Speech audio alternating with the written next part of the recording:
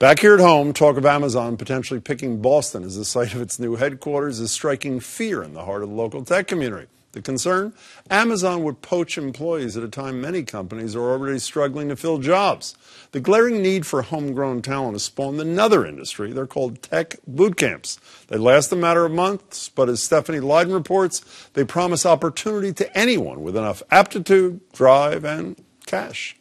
So basically, depending on the technological setup in your office. From his corner at this Somerville startup, John Schnell sees potential, the chance to move up fast, something that was missing in his former career as a music teacher. Of course, there were high points, like this performance at Fenway Park. It was a wonderful life and a wonderful, wonderful career.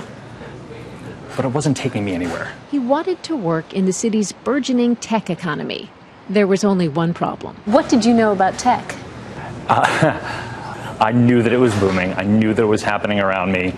But that was all. He took what's becoming an increasingly popular shortcut for would-be techies.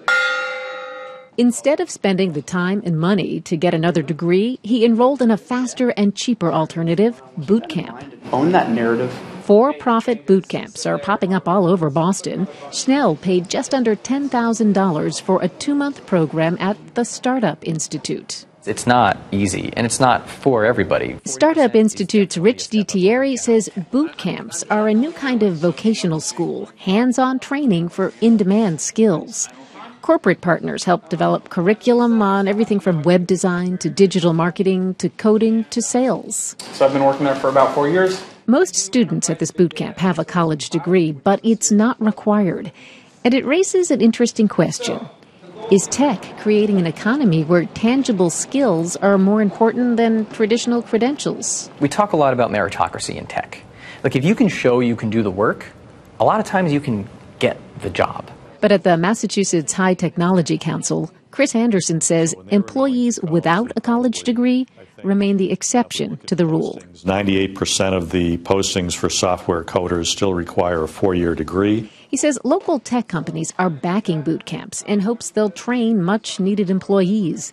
But despite the demand, John Schnell says finding a job in tech wasn't easy. You're good to go. He landed this one with help from a fellow Startup Institute alum. The connections, he says, along with career training skills, were the most valuable things he took away from boot camp, where he focused on sales, not tech training. There are people around the world who've been coding for 5, 10, 15, 20, 30, 40 years, right? What am I going to have on those people? In a couple of months, can you prepare someone the way a 4-year computer science degree is going to prepare someone for a career in tech? I can prepare them differently. You don't walk away with the exact same skill set. It's mathematically impossible.